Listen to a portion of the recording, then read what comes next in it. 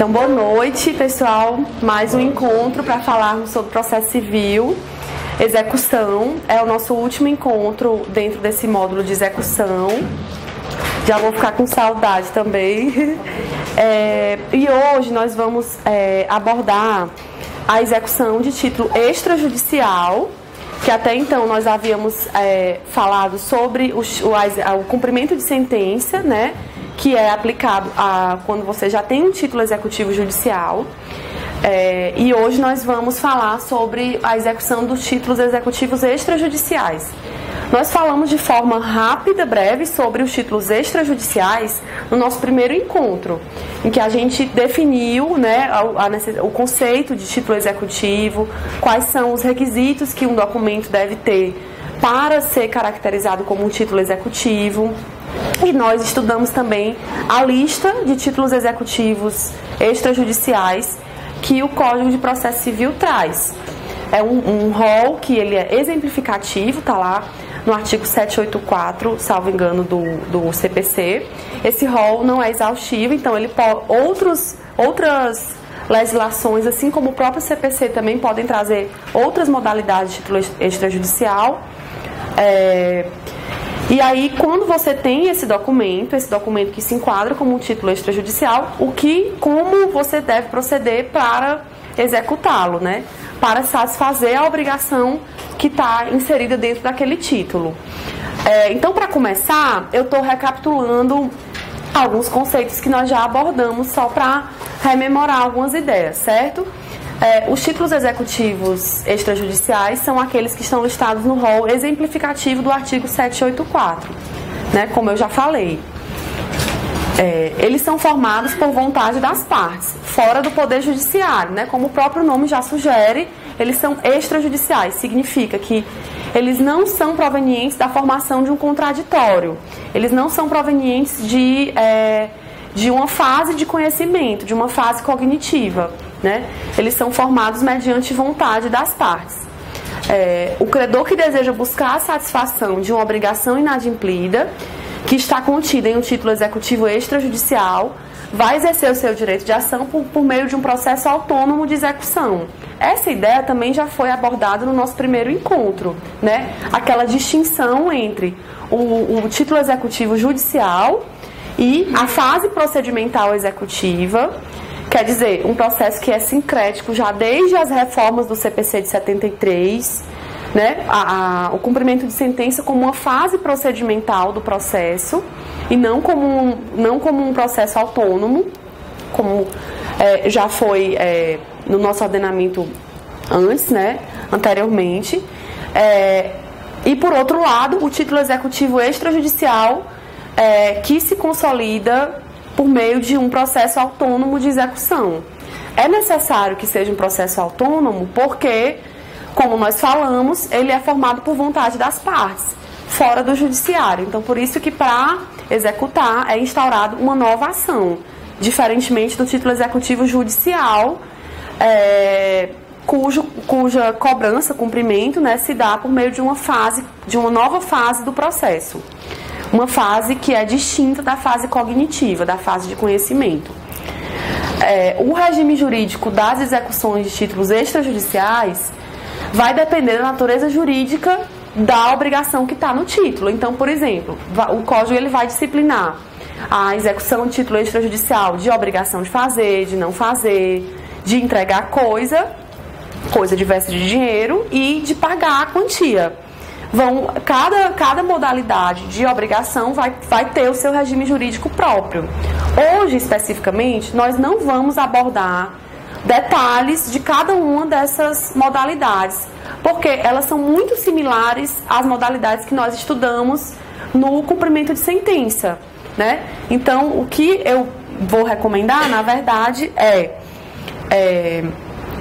que a gente faça um estudo cotejando os artigos de cada um com o material que nós já disponibilizamos sobre cumprimento de sentença.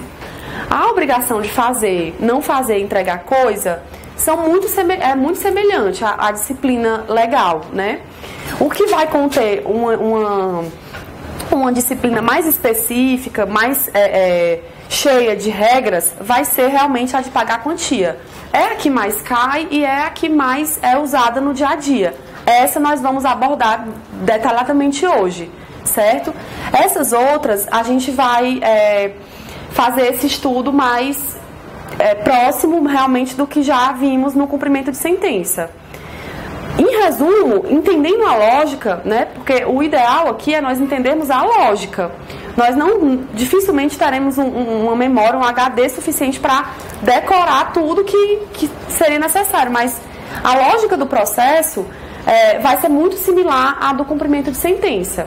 Então, exemplificando, se o seu título traz uma obrigação de fazer, por exemplo, dois particulares, dois vizinhos que chegam a um acordo por meio da Defensoria Pública, um acordo que é assinado por um defensor, uma defensora pública, versando sobre uma obrigação de fazer de direito de vizinhança. Então, por exemplo, um vizinho se compromete a abrir um canal para passar, para escoar águas fluviais na sua residência.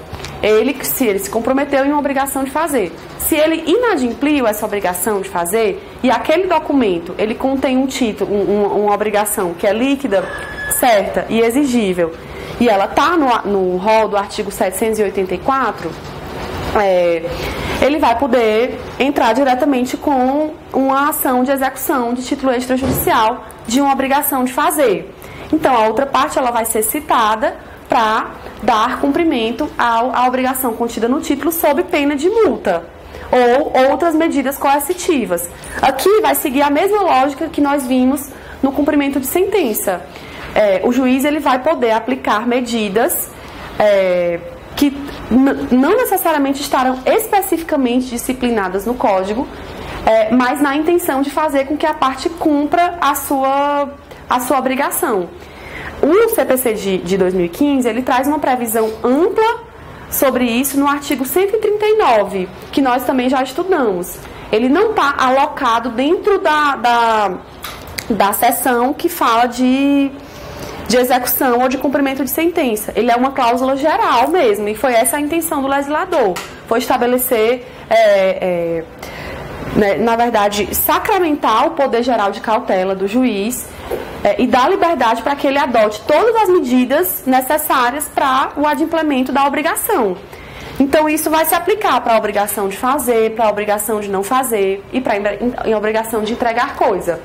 A parte vai ser citada, e aqui é importante o uso correto da terminologia, porque é citação, não é intimação, porque é um processo autônomo, porque é uma nova ação.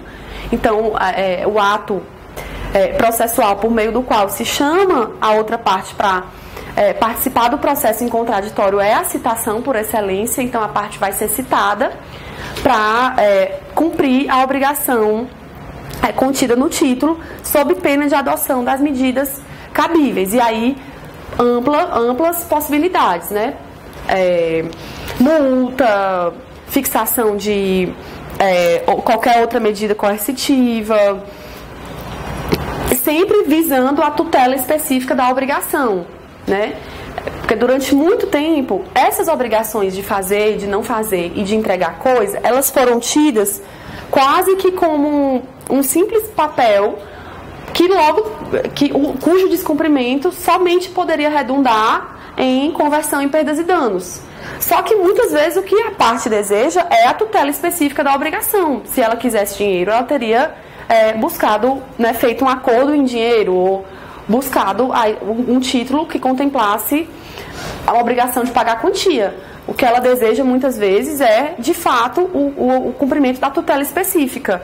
Então, por isso que foram buscados instrumentos para instrumentalizar o direito tal qual ele está lá no título executivo. Então, se é uma obrigação de fazer, que sejam tomadas medidas para cumprir essa tutela específica. E somente em caso de impossibilidade de cumprimento, converter essa obrigação em perdas e danos. Essa conversão ela ainda é possível, não é que é vedada, ela é possível, mas a prioridade é da tutela específica da obrigação, certo? Até aqui tudo certo? Então, os regimes jurídicos das execuções de títulos extrajudiciais, de obrigações de fazer, não fazer, entregar coisa, são bastante semelhantes ao do cumprimento de sentença, que já foram estudadas. Então, para evitar que a gente, né, fique maçante, reveja tudo novamente, a gente vai fazer só uma referência aos artigos que disciplinam essas modalidades de obrigação no título extrajudicial e analisá-lo juntamente com o que nós já vimos do cumprimento de sentença, porque são bem semelhantes. Eles vão seguir basicamente a mesma lógica, né, de intimar a outra parte para cumprir a obrigação contida no título e, não cumprindo, para adotar os meios coercitivos possíveis para cumprir a tutela específica da obrigação e, não cumprindo, converter em perdas e danos, certo? Basicamente vai ser isso, vai ser instaurado mediante contraditório, óbvio, então a outra parte ela vai ser citada e ela pode impugnar, né, apresentar a defesa dela a essa ação, mas basicamente o sistema é bem similar ao do cumprimento de sentença. E aí agora a gente vai se aprofundar um pouco mais no procedimento da obrigação de pagar a quantia certa. Esse sim, ele traz muitas especificidades, né? E ele é mais corriqueiro, mais usual no nosso dia a dia. E também é mais cobrado nas provas, né? Nós temos aqui um título executivo extrajudicial, ou seja, um documento que contém em seu bojo uma obrigação líquida, certa e exigível, que está descrita no rol do artigo 784 do CPC, ou em outro dispositivo, porque esse rol, como eu falei, ele é exemplificativo, certo? Mas necessariamente ele precisa ser enquadrado pela lei como um título executivo extrajudicial. Por quê? Porque ele vai ser um documento, entre aspas, muito poderoso. A parte de posse dele, ela vai poder pular uma fase cognitiva, ela vai poder ajuizar diretamente a execução. Então, é preciso que ele cumpra os requisitos de um título executivo extrajudicial, ele precisa ser líquido, certo e exigível, e ele precisa estar descrito como um título extrajudicial na legislação. Ainda que não necessariamente no artigo 784, porque esse artigo é exemplificativo. Certo? Por exemplo, o TAC, o termo de ajustamento de conduta, né? Ele não é um título executivo extrajudicial que está lá no rol do artigo 784, mas ele é descrito como um título executivo extrajudicial na legislação extravagante. Então, é considerado. Então, tem um título e esse título foi inadimplido, a pessoa vai dar início por meio de uma petição inicial.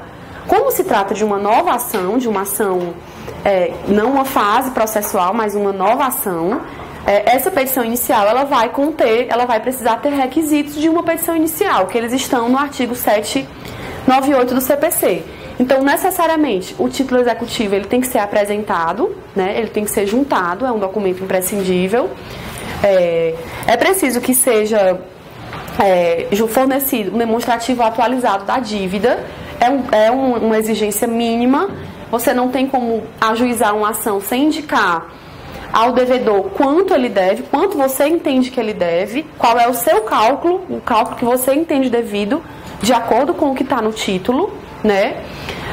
Se a obrigação estiver sujeita a termo ou condição, você tem que provar que a condição foi implementada ou que o termo aconteceu, né? Naquele exemplo que eu dei, por exemplo, dos vizinhos.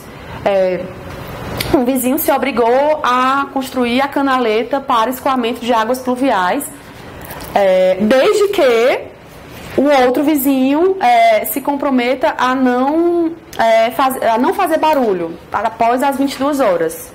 Então, esse título ele contém em si uma obrigação de fazer e uma obrigação de não fazer, sendo que a obrigação de fazer está condicionada, né? Ela foi acordada mediante uma condição. Então, você precisa demonstrar que essa condição foi ou não foi implementada, né? Se a obrigação for bilateral, também precisa demonstrar a prova do adimplemento da contraprestação. Por exemplo, você presta um serviço para mim e eu te pago R$5.000. Então, você precisa demonstrar que você prestou o serviço. Ele não pagou, mas o serviço foi prestado, certo? Porque essa obrigação tinha natureza bilateral, né? Ela contemplava obrigações mútuas para o credor e para o devedor.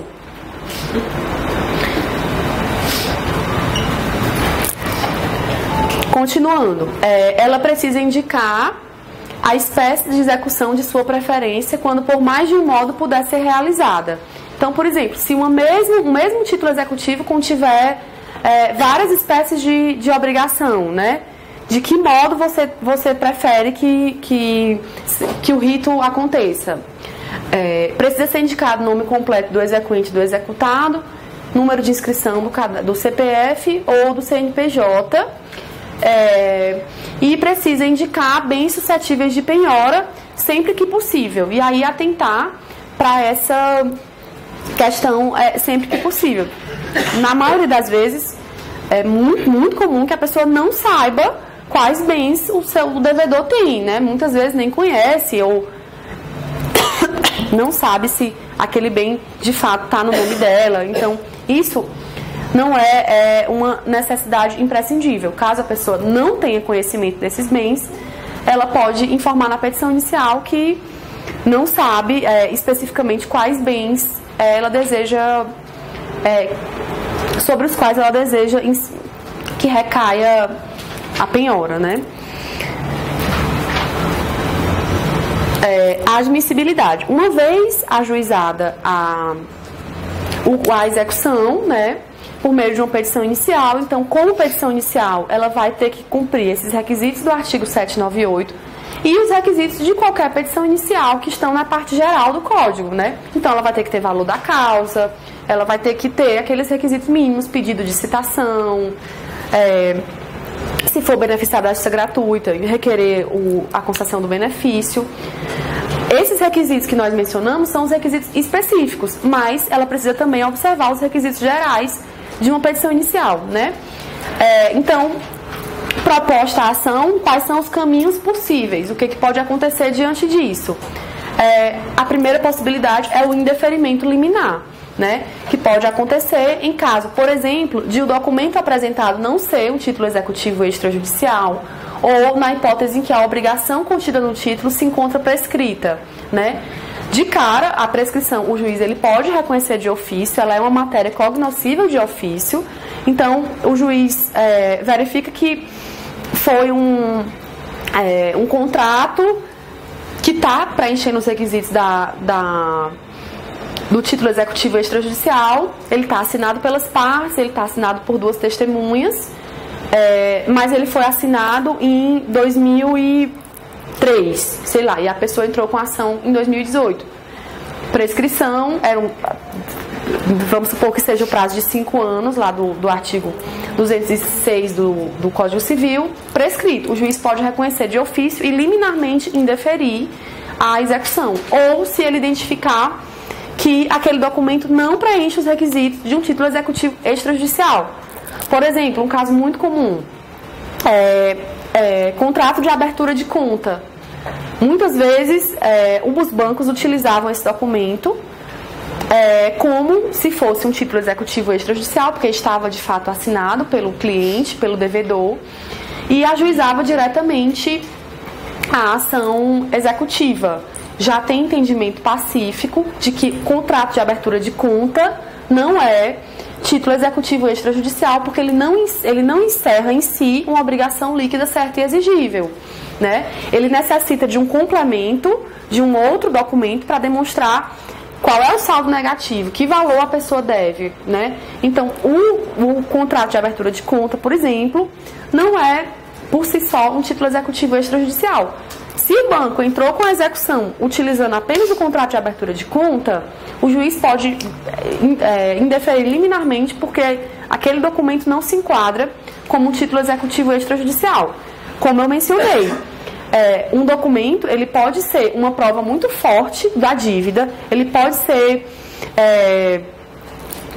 ele pode conter em si indícios relevantes de que a dívida existe, mas isso é diferente de ser título executivo extrajudicial. Porque título executivo extrajudicial é o power, é o poderosão. Ele já chegando, é um documento que a existência dele permite que a pessoa lhe execute, permite que a pessoa procure bens no seu nome, penhore a sua conta. Então isso é muito forte, né? Não é qualquer documento que pode autorizar isso. Então, eu tenho um contrato de abertura de conta, não posso ajuizar a ação executiva. Você pode, se tiver um outro documento que comprove a existência, o quanto do beato, né, o valor da dívida efetivamente, você pode ajuizar uma ação monitória ou você pode ajuizar uma ação de cobrança, uma ação que vai tramitar sob o rito ordinário numa fase cognitiva. Você depois vai provavelmente obter um título executivo judicial, depois da fase de conhecimento, depois de passar por contraditório, depois de permitir que o réu produza as provas dele, mas não diretamente a ação executiva, certo? Tá um pouco confuso.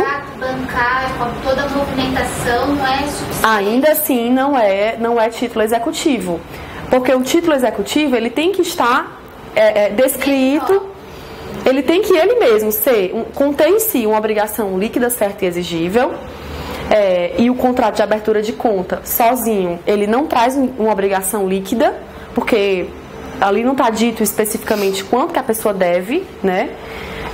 E além disso, ele tem que estar previsto como um título executivo extrajudicial. Ele pode ser um documento, um indício de prova, ele pode ser um indício de que a pessoa é devedora, mas ele não se enquadra como um título executivo extrajudicial. Essa distinção é muito importante, né? Parece simples assim, mas ela faz diferença no raciocínio do ponto de vista do processo. Se eu tenho um título extrajudicial, eu vou utilizar um caminho mais simplificado, né? Eu vou encurtar um caminho, eu vou pular uma etapa. Se eu não tenho, infelizmente, volta às casas do jogo e começa tudo do começo, né? Por isso que nesse caso específico não vai ser um título executivo extrajudicial. Pode vir. Eles entram, né? Oi? Os bancos entram, né? Pode arguir essa questão, né? Porque não é um título líquido, certo e exigível. Um outro caminho. Só uma pergunta ainda dentro disso. O cheque, por exemplo, quando ele passa da data de exigibilidade dele, aquela depois de apresentação. Sim. Você comentou da ação monitória. A ação monitória Sim. também é para esse fim, no caso. Seria uma sequência depois. A ação monitória, ela ficaria talvez ali num meio termo entre uma ação de cobrança, que essa sim seria absolutamente uma fase de conhecimento mesmo, totalmente de conhecimento, e a ação monitória, a pessoa tem um documento que é um início de prova, mas que não se presta a servir como título executivo extrajudicial. Então ela é um meio termo, a pessoa vai ser citada para oferecer embargos monitórios. Se os embargos forem indeferidos ou se não forem apresentados, automaticamente aquilo vai se converter num título executivo. Então ela é um instrumento processual que também encurta um pouco um caminho que não chega a ser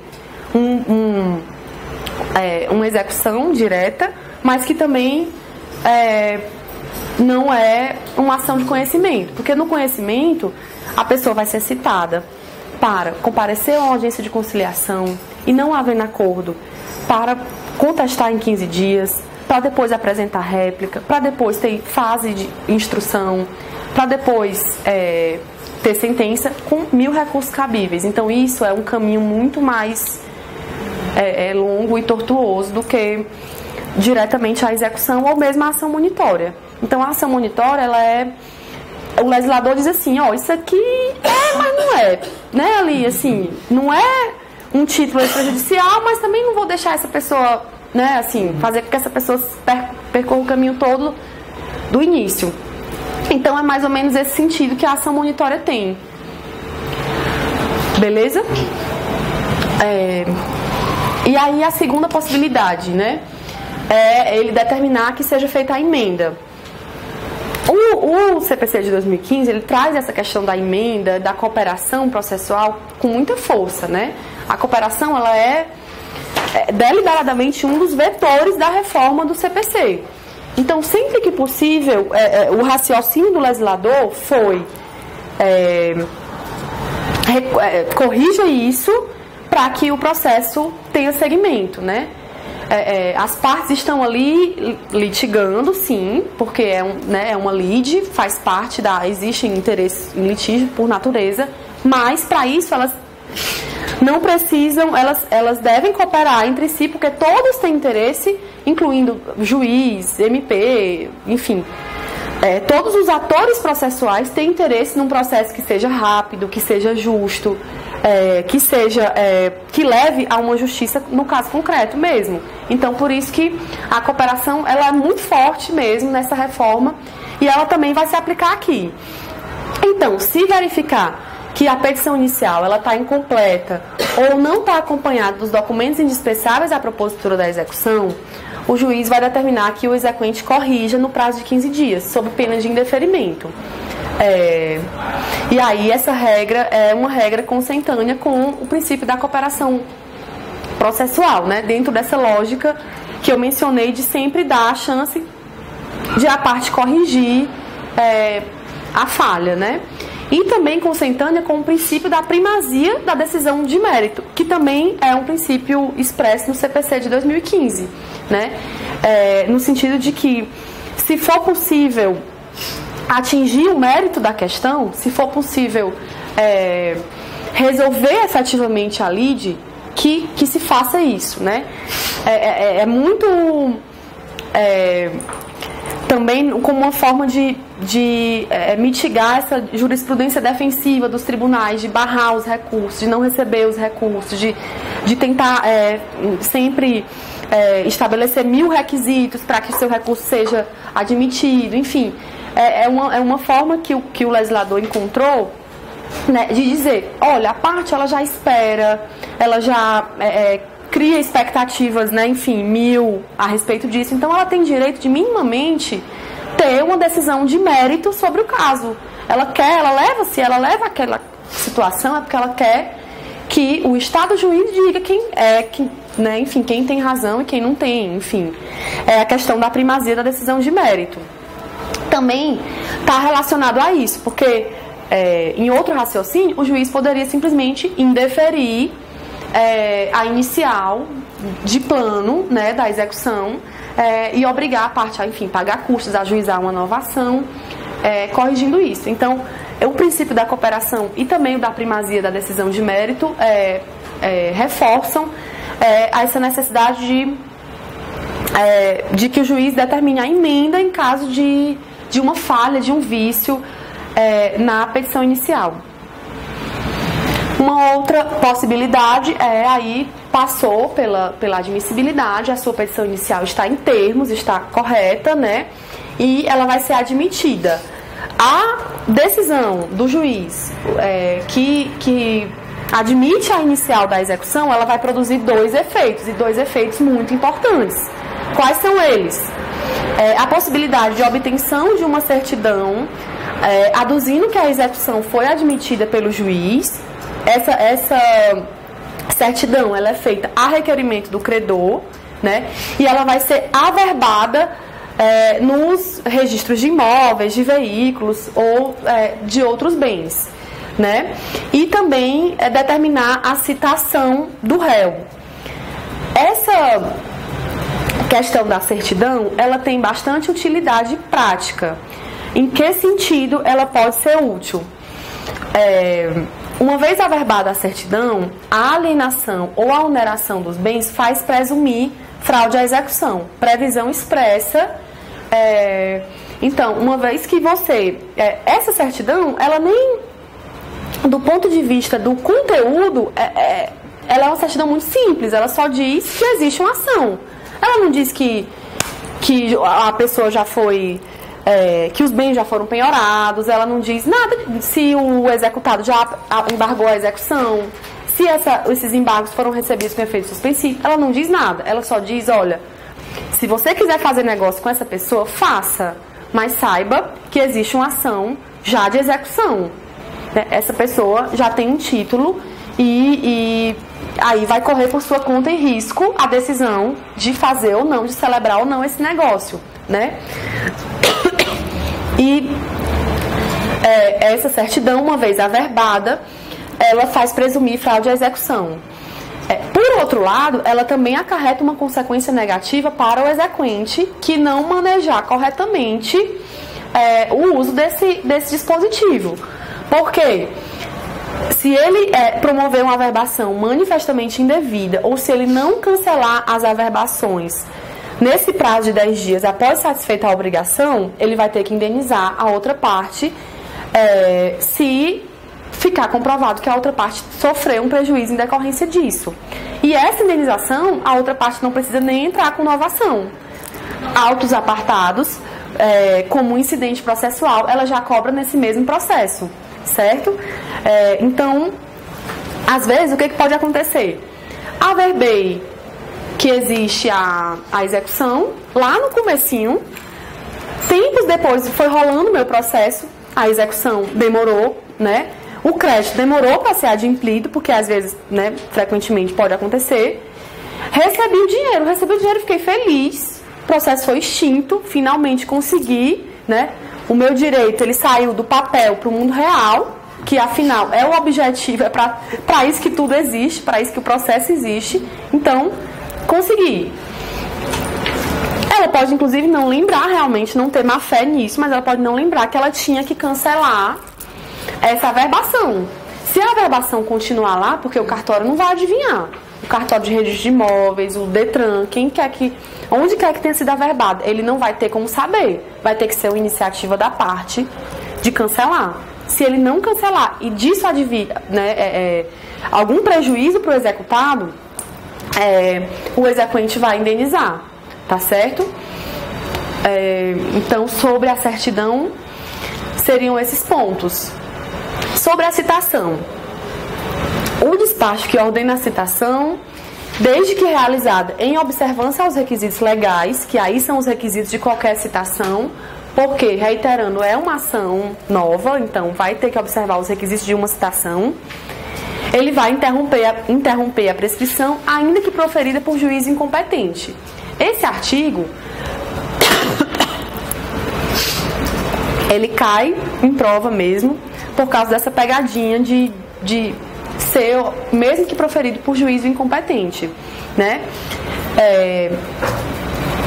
Só que ela tem que ser observada ela tem que ser realizada em observância aos requisitos legais. E aqui parece besteira, parece detalhe, filigrana de legislador, mas não. Você está falando de um ato por meio do qual o contraditório é efetivado, então é importante, né?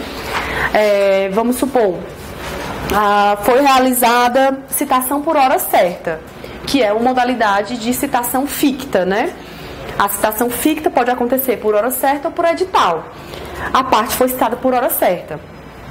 O oficial de justiça foi, suspeitou da ocultação, foi 3 vezes, horários diferentes, não localizou, citou na pessoa que está lá, né?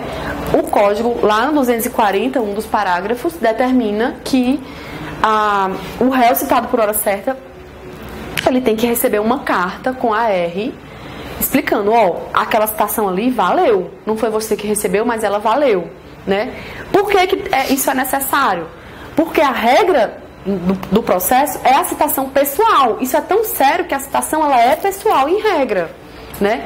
A pessoa, o réu, ele tem o direito de saber pessoalmente que existe um processo contra ele, certo? Se vai ser por carta, se vai ser por oficial de justiça, é outra questão, mas ela tem que ser pessoal. Exceção a essa regra, citações fictas, edital e hora certa, né? São exceções. Então, como são exceções, elas têm que observar estritamente a previsão legal. Essa carta pós-citação por hora certa não foi enviada ou não foi enviada no prazo, é nulidade de citação. Não tem choro nem vela. A citação não vai produzir esses efeitos aqui, porque ela não foi observada, ela não foi realizada em observância aos requisitos legais. né? Mas, uma vez que for realizada corretamente, ela vai ter esse condão de interromper a prescrição, ainda que proferida por juízo incompetente. Por exemplo, a parte ajuizou a execução no foro de eleição contratual. Vamos supor, no foro de eleição, que estava lá, que vai ser na capital de São Paulo. Foro de eleição. Veio o executado, ofereceu defesa por meio de embargos, e uma das matérias dos embargos é a incompetência, a gente vai ver, e arguiu incompetência com base na nulidade absoluta dessa cláusula contratual, porque é uma cláusula de direito do consumidor que desprestigiou, né, o direito ao foro do domicílio do consumidor. O consumidor arguiu isso em defesa, em embargos à execução. O juiz acolheu essa alegação de incompetência. E aí, o que vai acontecer com a citação? Ela vai ter o condão de interromper a prescrição? Ainda assim, ela vai ter esse condão. Ainda que o processo, ainda que ele reconheça a prescrição, ainda que ele reconheça a incompetência e remeta o processo para o juiz incompetente, a parte ajuizou o fornecedor do serviço ajuizou no foro de eleição, capital. A parte mora em São José do Rio Preto. Ela apresentou embargos à execução,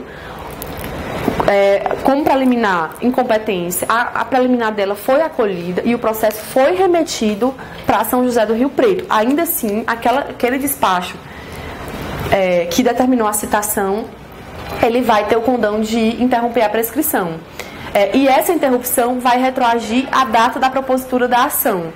Também é uma questão importante, certo?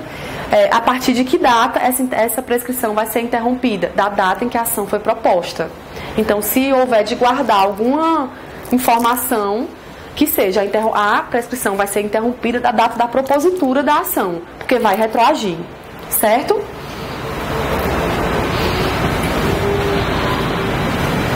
Regra geral, o devedor é citado para pagar o débito em 3 dias, não se aplicando o regramento do prazo em dobro, certo? Então aqui, ele vai ser citado para comparecer à audiência de conciliação? Ele vai ser citado para apresentar contestação? Não, ele vai ser citado para pagar. Certo? Isso é uma peculiaridade, é uma especificidade do processo de execução, porque demonstra que realmente demonstra a força que o título executivo extrajudicial tem. A pessoa ela já vai ser citada, meu amigo, não é para outra coisa não, é para pagar. Não é em outro prazo não, é em 3 dias. Então assim,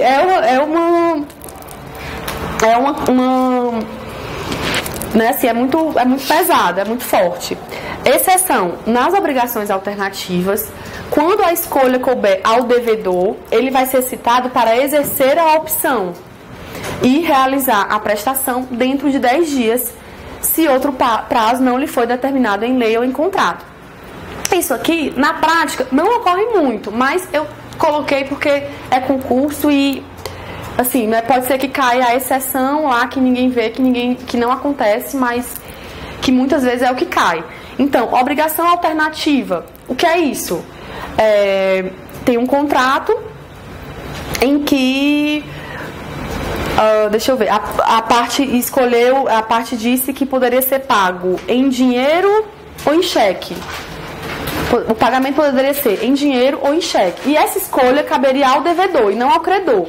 Difícil imaginar um contrato assim, mas em exemplo pode tudo, né? Então, no meu exemplo, o devedor ele pode escolher se vai pagar em dinheiro ou em cheque, né?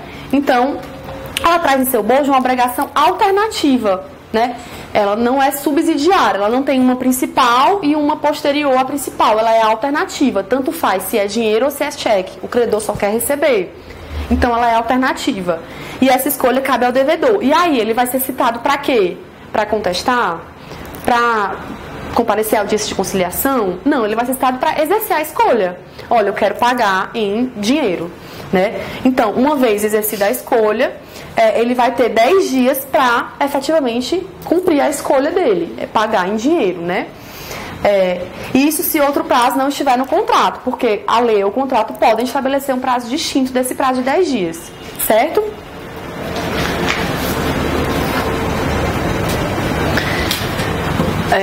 Como é que vai ser feita a citação?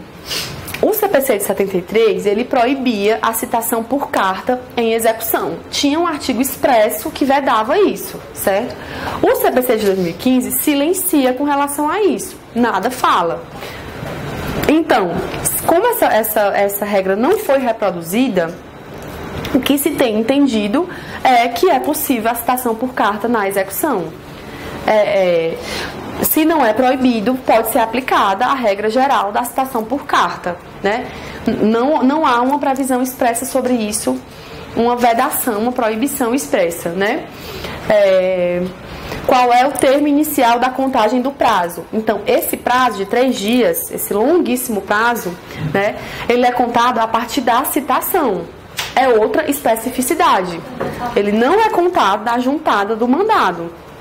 Ele é contado da data em que a pessoa foi citada. Então, recebeu a cartinha, assinou o ARzinho, é dessa datinha. 3 diazinhos, né? Ou recebeu o oficial de justiça na sua casa e assinou o mandado, vai ser dessa data, certo? E a contagem do prazo em dias úteis. Esse prazo, ele é contado em dias úteis, pois embora seja um prazo processual, ele tem embora seja um prazo material, ele tem reflexos processuais. Sempre o raciocínio que a gente costuma fazer para entender se o prazo vai ser em dias úteis ou em dias corridos é se tratar de um prazo processual, né? Porque se for um prazo processual, a contagem vai ser em dias úteis. Alguns prazos não se referem propriamente a um ato do processo, como esse caso, a pessoa vai ser citada para pagar, é um ato material, né? Só que esse ato vai produzir efeitos, reflexos dentro do processo. Por isso que se entende que ele é aplicado em dias úteis. Se o devedor não for encontrado, mesmo que o devedor não seja encontrado, o oficial de justiça ele pode efetuar o arresto executivo, certo? Independentemente de conter uma previsão sobre isso no mandado. Ele não precisa que o juiz determine que ele faça isso. Isso faz parte das atribuições do oficial. Na hora que vai cumprir o mandado de citação de uma execução de título extrajudicial, ele está autorizado pela lei, é ope legis, quer dizer, não precisa que o juiz determine para efetuar o arresto executivo. Então, se ele não encontrar o devedor, mas encontrar os bens, porque isso, assim, a pessoa pode tentar, eventualmente, se ocultar, por exemplo, mas ela pode não pensar ou não conseguir ocultar os bens que ela tem. Eles estarão lá. Então, se o oficial de justiça verificar que isso ocorre, ele vai poder efetuar o arresto executivo. Ou seja, ele vai descrever quais são esses bens, né? Ele vai efetuar um auto de penhora, ele vai avaliar, ele pode avaliar já imediatamente esse bem, certo? E esse bem ele vai ficar lá já com uma constrição, certo? Mesmo não tendo citado ainda a pessoa. O 830 do CPC, ele fala que o oficial de justiça vai arrestar tantos bens quantos bastem para garantir a execução. Nos 10 dias seguintes à efetivação do arresto, ele vai procurar o executado por 2 vezes, em dias diferentes. E, havendo suspeita de ocultação, ele vai realizar a citação por hora certa. Transcorrido o prazo de pagamento, o arresto vai ser convertido em penhora. Então, ele vai arrestar, mas ele vai dar chance para a pessoa ser encontrada, para a pessoa aparecer. Não aparecendo, a pessoa vai ser citada por hora certa e aquele arresto vai se converter em penhora. Ele vai ter um ar de definitividade, né? As formas de aqui, o processo, ele é muito incisivo, né? A todo instante, o legislador ele passa uma mensagem de que o direito precisa ser efetivado, a pessoa já tem um título e ela quer receber. Então, ele quer oferecer instrumentos os mais amplos possíveis para a satisfação do crédito, né? A gente viu no nosso primeiro encontro, e por isso que é tão importante fazer uma base sólida, porque toda a lógica vai ser pensada com base nos princípios mesmo, né? Com base no que está por trás daquela regra, né? E toda a lógica de um processo executivo é a satisfação da obrigação, a satisfação do crédito, né? É para isso que o processo exige, é por isso que é tão importante a execução. Porque sem ela, o processo ele vai se perder, ele vai perder o caráter instrumental dele. O processo existe como um fim em si mesmo? Não, ele existe para concretizar o direito material. O direito material sem o processo, ele não vai ter como ser instrumentalizado, né? Então, o processo não é um fim em si mesmo, ele existe como instrumento. E a execução é o instrumento do instrumento, porque ela é um instrumento dentro do processo civil para garantir que aquele direito ele realmente seja garantido, né? Por isso que os instrumentos eles são muito fortes e são muito incisivos. Mas, paralelamente ao princípio da satisfação da obrigação, existem os princípios de direito, existem os direitos do devedor que devem ser observados. Não é porque a obrigação precisa ser garantida que o devedor vai ter os seus direitos mínimos inobservados. Não. O desafio é justamente cotejar, né, ponderar esses princípios e garantir que a obrigação seja satisfeita, mas simultaneamente o patrimônio mínimo do devedor, que é relacionado à dignidade da pessoa humana, sejam garantidos, né? É daí que vem as regras de empenhorabilidades, a lei de bem de família, essas tentativas, né, de encontrar o devedor, a citação pessoal como uma regra, a citação ficta como uma exceção, enfim, as reações do executado. Vamos supor, o executado foi citado, né? A execução passou já por aquele raciocínio, a petição inicial, ela foi admitida, o réu ele foi citado e agora ele tem possibilidades. O que ele pode fazer? Quais são os caminhos que ele pode seguir? Ele pode pagar, né, dentro do prazo de 3 dias. E aí existe um presente, né, existe um bônus para o réu que paga o débito dele no prazo. Reduz pela metade o valor dos honorários advocatícios e a obrigação e a execução vai ser extinta, né? Eventualmente, o executado ele pode fazer um juízo de ponderação, né? Ele junto com o advogado, a advogada, defensor, defensora, olha, eu tenho 3 dias, eu não tenho matéria de defesa, porque de fato eu devo, não tem prescrição, não tem incompetência, a obrigação não era bilateral, era só minha, ou então era bilateral, mas a outra parte cumpriu. Realmente, eu não tenho matéria de defesa. Eu quero tentar fazer um esforço aqui, juntar o que eu puder, e eu quero tentar pagar. Olha, se você fizer isso, você vai ter uma redução de metade dos honorários advocatícios. Para você é interessante, né? Por outro lado, ele pode ponderar que tem bens no patrimônio. Olha, eu não quero que essa execução vá adiante porque eu tenho um apartamento que eu estou pagando para sei lá, para minha filha, eu tenho um patrimônio. Eu amealhei um patrimônio ao longo da minha vida que eu não quero que ele seja prejudicado. Então, ele vai fazer esse juízo de ponderação, né? A lei, ela tenta garantir que seja interessante para o réu que pode pagar, claro, porque o que não pode não vai fazer diferença, se vai ter metade ou não vai ter metade, que ele não tem, mas o réu que pode pagar, a lei quer dar esse estímulo, né, para que a obrigação seja satisfeita e que a execução seja extinta. O fim normal de uma execução é esse, o fim que se espera. Qual é o caminho natural da execução? A pessoa entra com a execução, o réu paga e a execução é extinta pela satisfação da obrigação. É o que mais acontece na vida real? Infelizmente, não é o que mais acontece, né? Até porque em 3 dias vai mudar todo o raciocínio que a pessoa teve, até porque ela não pagou antes, porque foi necessário que a pessoa, né, que o credor entrasse com a execução para que desse um clima no devedor. Não, agora eu vou pagar, eu tinha o dinheiro esse tempo todo, estava aqui em banho-maria, agora eu vou... Então, assim, é pouco provável, mas pode acontecer, né? A outra opção é o parcelamento. E no prazo para embargos, que a gente vai estudar, reconhecendo o crédito do exequente e comprovando o depósito de 30% do valor em execução, e esse valor já acrescido de custas e de honorário de advogado, o executado poderá requerer que lhe seja permitido pagar o restante em até 6 parcelas mensais. E aí essas parcelas vão com juros de 1% ao mês e correção monetária.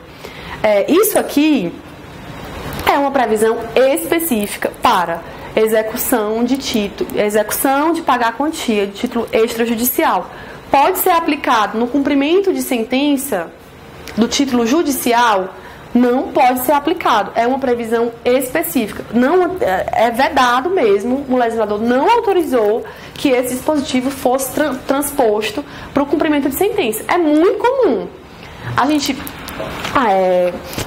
foi um título judicial, foi instaurado a fase de cumprimento de sentença, eu quero parcelar. Eu tenho direito ao parcelamento no cumprimento de sentença. Não existe direito ao parcelamento do ponto de vista processual. Você pode até fazer um raciocínio de que, boa fé, eu tenho direito porque eu quero pagar, mas não tenho como. Para o credor é interessante receber, ainda que parcelado, porque eu não vou ter de onde tirar mesmo. Você pode fazer até esse raciocínio, mas direito processual previsto no código só nessa modalidade aqui. E não é parcelamento em 18 vezes, nem em 10, não. Você dá uma entrada de 30% e você vai parcelar o restante em até, aí vai ser até, pode ser menos, 6 parcelas mensais. Essas parcelas, elas vão ter aquele combo básico que eu chamo do combo do devedor, que é a correção monetária, índice, né, a variar, mas correção monetária, e juros de mora de 1% ao mês. Esse combo não tem como fugir dele, porque é o básico de você de você estar em mora com pagamento. Pode ser que venham outras, o contrato preveja multa, enfim, né, cláusula penal, mas como básico é correção monetária e juros de 1% ao mês, que são juros legais, né? Então, é realmente uma benesse, mas a doutrina considera isso um direito potestativo, quer dizer, um direito que pode ser imposto, é considerado um direito potestativo, tem divergência, né? Alguns entendem que o credor, ele não pode se opor a esse parcelamento, de fato, né? É um direito que a pessoa, querendo usar, ela vai ter que o credor vai ter que engolir isso, certo? Mas a forma como o Código disciplina isso dá a entender que não é um direito potestativo, porque o Código, ele determina que antes da autorização para o parcelamento, o credor seja ouvido, né? E o credor eventualmente se oponha a esse parcelamento. Então, por isso que prevalece que não é exatamente um direito potestativo, mas pode ser usado, está previsto lá no CPC. Como eu falei, não se aplica ao cumprimento de sentença, tem vedação expressa sobre isso, havia dúvida, né? Alguns defendiam que não tinha por que não se aplicar. De fato, rigorosamente, a pessoa pode parcelar quando é um título extrajudicial, mas não pode num título judicial, né? Ficava essa discussão, mas não pode realmente quando for título judicial. Quer dizer, não é que não pode, se o credor concordar, pode tudo, mas assim, não se aplica essa previsão específica, porque talvez o raciocínio do legislador tenha sido, no título judicial, poxa, o credor ele já percorreu um caminho para chegar até ali, né? Ele já teve uma fase cognitiva, essa fase cognitiva teve mini fases, com preclusões, com recursos, com tudo. Título executivo judicial, transitado em julgado, execução, cumprimento definitivo de sentença. É um caminho muito longo para simplesmente o devedor chegar e dizer, quero parcelar em 6 vezes, dou uma entrada de 30% e talvez tenha sido esse o raciocínio do legislador, mas a vedação é expressa, realmente, certo? Nada impede do devedor, no cumprimento de sentença, formular esse pedido como uma proposta de acordo, né? quando no prazo dele de impugnação ao cumprimento de sentença, que nós já estudamos, ele vai apresentar uma proposta, mas como proposta de acordo, não como um direito que está lá no CPC, certo? E aqui você pode se questionar em que medida o exequente poderia se opor a esse parcelamento. Se está na lei, né, se está preenchido o requisito, por que o exequente poderia ser aquele chato que diz não quero, só quero se for, né, sei lá, à vista? Por que poderia? Na verdade, ele pode se opor aos aspectos formais do parcelamento. Por exemplo, na hora que o devedor faz isso, ele tem que apresentar um cálculo, né? Eu vou pagar 30%, que corresponde a X. E eu vou parcelar o restante, que é X, em 6 vezes, incidindo sobre as parcelas, correção monetária e juros de mora de 1% ao mês, como básico, que vai resultar em parcelas de X reais. O exequente pode dizer, não, eu acho que esse cálculo não tá muito correto. O índice que você aplicou de correção no contrato teria que ser o INPC, você aplicou o do TJ, enfim, ele pode se ater a questões formais. A data de vencimento, eu não concordo que seja dia 20, eu quero que seja dia 5, porque eu preciso do dinheiro dia 5. Enfim, questões formais, né? Por isso que prevalece, se o exequente tem a possibilidade de se manifestar e de se opor, ainda que apenas a aspectos formais, mas de se opor, não se enquadraria como um direito potestativo, porque o direito potestativo ele teria a característica da impositividade total, né? Nesse caso, ele não tem essa impositividade, ele não tem essa força, né? Mas está lá descrito como um direito, uma possibilidade para o executado. Se ele não, tudo bem, foi parcelado, e se ele não efetuar o pagamento das parcelas, pagar só uma e não pagar as outras 5, o que vai acontecer? 2 consequências cumulativas. As prestações subsequentes vão se vencer antecipadamente, né? E o processo vai ter prosseguimento. Por quê? Quando o parcelamento é autorizado, a execução fica suspensa. Então, os atos de constrição patrimonial ficam suspensos. O juiz não vai mais ficar catando, procurando, buscando bens para adimplir o crédito. Se acontecer o inadimplemento das parcelas, segue o jogo, segue o barco. Então, vão voltar a ser praticados os atos de constrição. E a segunda consequência vai ser a imposição de multa de 10% sobre o valor das prestações não pagas. Aqui é uma forma de dizer, poxa, você teve a oportunidade, né, e você não utilizou adequadamente o seu direito. Multa de 10% para deixar de ser, né, enfim, brincadeira. E aqui também é uma observação, porque como essa matéria, às vezes, ela tem muito detalhe, a gente pode, eventualmente, confundir os institutos, certo? Ela não se confunde com a remissão da execução. A remissão da execução está prevista, está lá no 826, mas é um instituto diferente do parcelamento, certo? Pela remissão, antes de adjudicados ou alienados os bens, o executado pode, a qualquer tempo, remir a execução, pagando ou consignando a importância atualizada da dívida acrescida de juros, custas e honorários advocatícios. Significa que, a qualquer momento do processo, vamos supor, o executado deixou correr, realmente.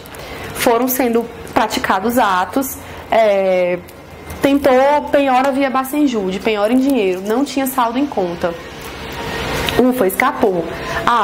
Tentou bens imóveis, né? Que é feito aqui em São Paulo por meio do Arisp. Bens imóveis, não achou também. Escapou, tá, né? Tá ileso até agora. Tentou Detran. O cara tinha um monte de carro. Não está disposto a se desfazer dos carros, a ter algum tipo de constrição sobre os carros. Não há hipótese de empenhorabilidade também. Por exemplo, os carros não são usados para o trabalho, os carros são penhoráveis. o que ele pode fazer? Não, agora eu quero pagar, eu não quero mexer nisso aqui não. Ele vai se utilizar da remissão, são institutos diferentes, certo?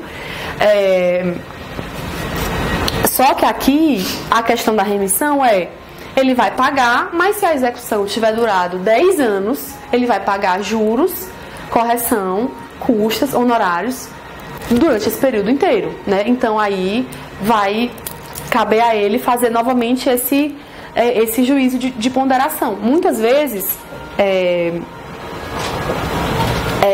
aplicava a metáfora do jogo, o processo como um jogo em que existem regras, muitas regras por sinal, um jogo em que as partes têm que cooperar, então não vale má fé e não vale jogo sujo, tem que agir, né, amparados pela boa fé processual, mas um jogo de quase que xadrez mesmo. Então, muitas vezes você se vê diante de situações em que você tem que decidir que caminho, que estratégia seguir. Vou focar nisso, no caso do processo da fase de conhecimento, por exemplo. Minha defesa vai focar nisso, não vai? Aqui, da mesma forma, ele pode fazer um juízo de ponderação. Vou esperar, enfim, isso não é talvez consentâneo à boa fé, porque o correto é se ele sabe que é devedor ele pagar, mas ele pode, dentro desse jogo, né, ponderar. Não, eu quero remir a dívida, eu quero realmente, ou eu não tinha mesmo antes e agora eu tenho e eu quero sair pagando todos os meus credores, né? Isso é a remissão, não se confunde com o parcelamento. Que horas é o intervalo mesmo? 9? Certo, então vamos correr mais um pouquinho. Reações do executado, né? Ele pode ficar inerte, não fazer nada, né? Deixar realmente passar o prazo e aí a consequência vai ser que a execução vai prosseguir e vão ser buscados bens para satisfazer o crédito, né?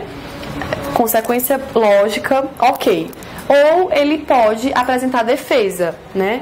A defesa nessa execução de título extrajudicial, ela pode ser feita por meio de embargos à execução ou de objeção à pré-executividade. As duas modalidades de defesa nós vamos estudar hoje, certo? São as formas que o executado tem de reagir, diversas do pagamento, né, e da inércia propriamente dita.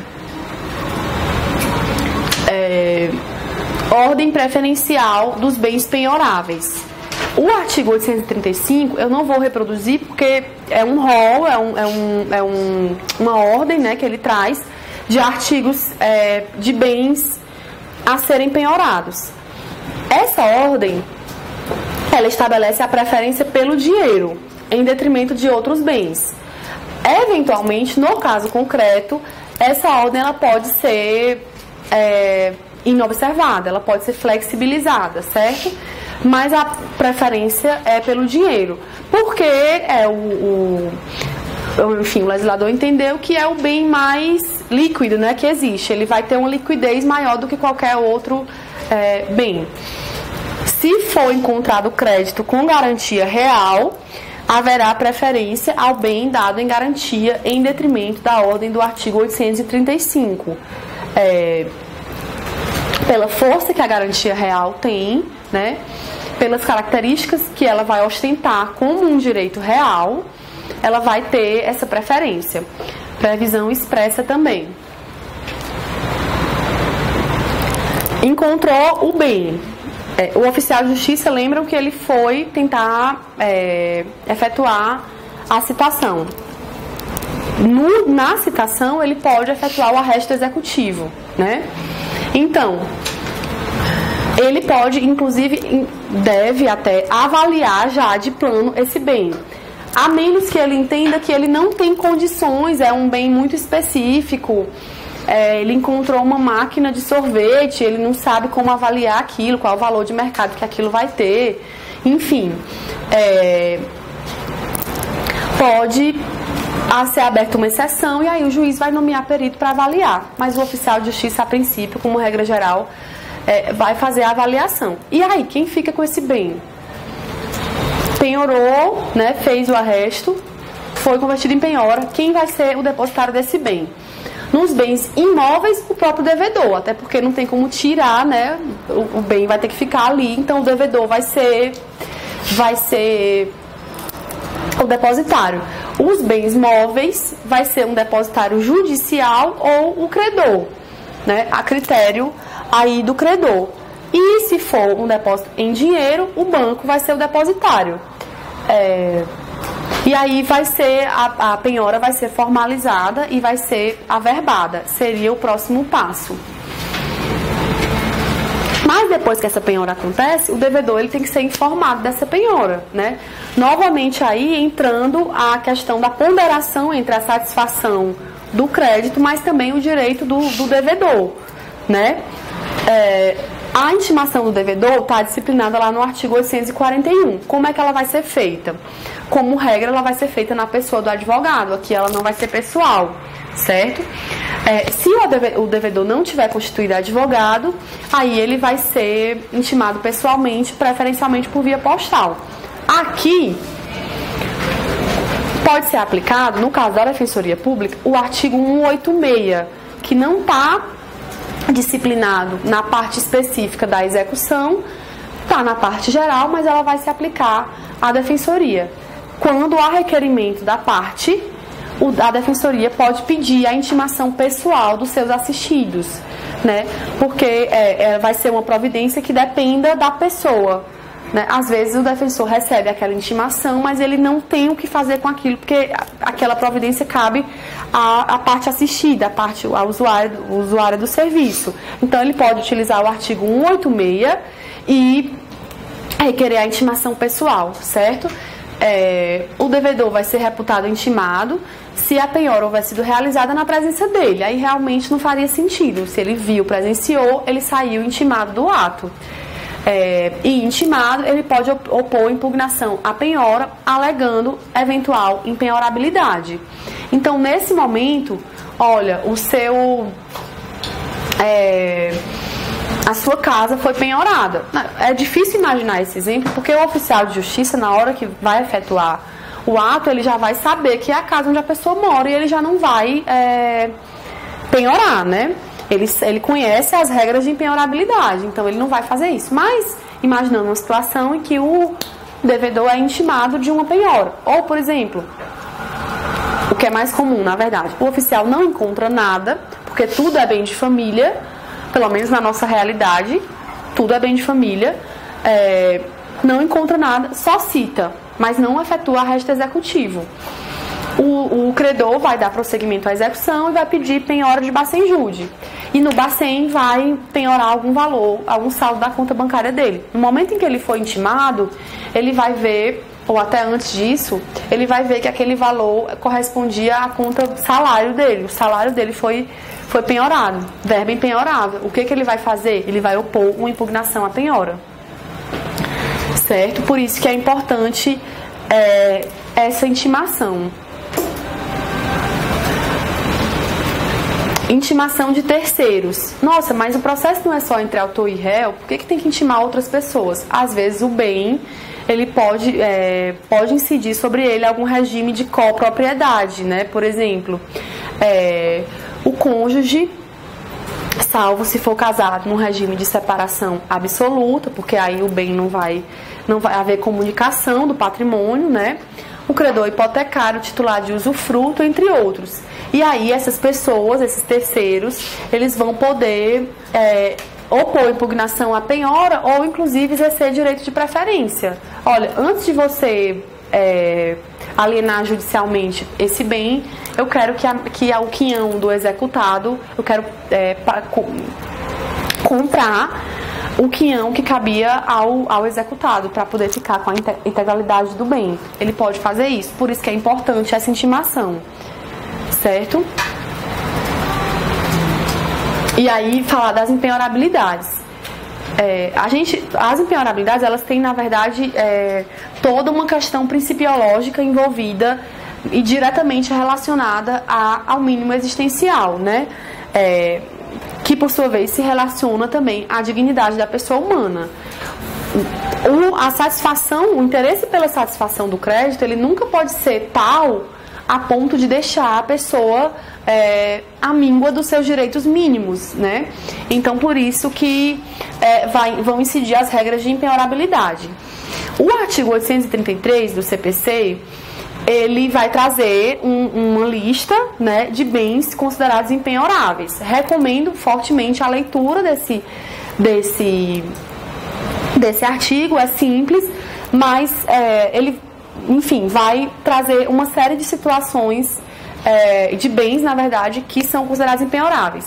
O que é mais comum na prática? São 2 incisos, que são os incisos da conta poupança até o limite de 40 salários mínimos e o inciso da conta do salário, né? Salário, soldo, benefício de aposentadoria, benefício previdenciário, enfim, assistencial, que é o caso do inciso 4º e o do inciso 10º. Esses 2 serão realmente os mais comuns, mas além deles, por exemplo, o código ele contempla utensílios de trabalho, né? Um táxi de um taxista, instrumentos, máquinas de uma pessoa que trabalha manualmente, né? Uma costureira, as máquinas de costura dela, enfim, são bens considerados impenhoráveis. E além dessa previsão, nós temos a lei do bem de família, que é essa lei 8.009, que ela prevê o imóvel residencial próprio do casal ou da entidade familiar, e aí nele compreende a construção, as plantações, as benfeitorias de qualquer natureza, todos os equipamentos, inclusive os de uso profissional, e os móveis que guarnecem a casa. E aqui bem interessante essa previsão, né? Desde que quitados, excluídos os veículos de transporte, obras de arte e adornos suntuosos. O que tem de interessante? O imóvel residencial é o único imóvel, ou seja, as pessoas utilizam esse bem para fins de moradia, né? E ele contempla também os móveis que guarnecem a casa. Por isso que muito frequentemente o oficial de justiça não encontra nada, porque ele vai citar e ele encontra o quê? Uma casa com utensílios que a pessoa utiliza, né? Enfim, situação diferente é efetuar, por exemplo, uma citação numa ação executiva, sei lá, do Neymar. Aí ele vai na casa e ele encontra 5 carros, 9 geladeiras, sei lá. Ele encontra obras de arte, ele encontra quadros, ele encontra adornos, né, suntuosos, e isso claramente não vai estar dentro do conceito de bem de família. Por quê? Porque o objetivo do legislador é preservar o mínimo existencial. A pessoa, não é porque ela está sendo executada que ela vai deixar ela vai ter só a casa sem nada dentro, né? Isso não concretiza o direito dela ao mínimo existencial. Então é por isso que o bem de família ele abrange o imóvel e os bens que guarnecem, salvo essas questões de obras de arte, enfim, de objetos de luxo. As impenhorabilidades, por sua vez, também contemplam exceções, né? De fato, ela é absolutamente impenhorável, de modo que nunca vai ser excepcionada? Não. Vão caber exceções também. Vão caber situações em que mesmo os bens impenhoráveis podem ser... os bens tidos como impenhoráveis, eles podem se enquadrar nas exceções legais e eles vão poder ser penhorados. Isso é o mais preocupante. Então, se você for procurado por uma pessoa, por um executado, para defendê-lo, se ele obviamente não tiver condições de pagar em 3 dias, que vai ser a grande maioria, a sua preocupação vai ser essa, basicamente, porque ele vai provavelmente fazer uma proposta de acordo, que se não for dar a entrada em 30% e parcelar em 6, vai ficar sujeita, se não for nesse formato, vai ficar sujeita à concordância do exequente. Se o exequente não concordar, vão ser praticados atos de constrição patrimonial, até que em um dado momento pode ser que atinja o patrimônio dele. Aí ele vai dizer, não, mas é a minha casa, mas espera aí, Qual é a natureza do crédito? É o crédito da casa? É dívida de condomínio? É dívida referente à fiança em contrato de locação? Porque se for, você fica assim em casa mesmo. É bem cruel mesmo nesse sentido. Mas essa é a preocupação principal. Procurar, né, se informar sobre essas exceções. Quais são as hipóteses principais? Aqui eu não vou listar todas, mas as principais. Então, execução de dívida relativa ao próprio bem, inclusive aquela contraída para a sua aquisição, né? Então, quando a Caixa penhora o imóvel que foi financiado, né? Ela pode fazer isso, porque é uma exceção à empenhorabilidade. Dívida de alimentos, pode ser penhorado salário e poupança. Frutos e rendimentos dos bens inalienáveis, a falta de outros bens. Porque o inciso 1º do artigo 833, ele traz essa previsão. Bens inalienáveis escolhidos pela pessoa. Então, eu posso gravar um bem como inalienável. E esse bem não vai poder ser objeto de constrição patrimonial. Ele vai ser impenhorável. Impenhorável por escolha minha. O 833, inciso 1, autoriza isso. Mas os frutos e os rendimentos dele podem ser penhorados, se não tiverem outros bens. Professora, essa parte só para ver se eu entendi. Por exemplo, a pessoa tem umas 3 casas e ela pode escolher, eu quero que essa seja o bem de família, faz dessa forma? É similar. Não é o regime do bem de família, porque o regime do bem de família, aquele que está previsto, disciplinado pela Lei 8.009, é o único bem utilizado para moradia familiar. Essa é a característica dele.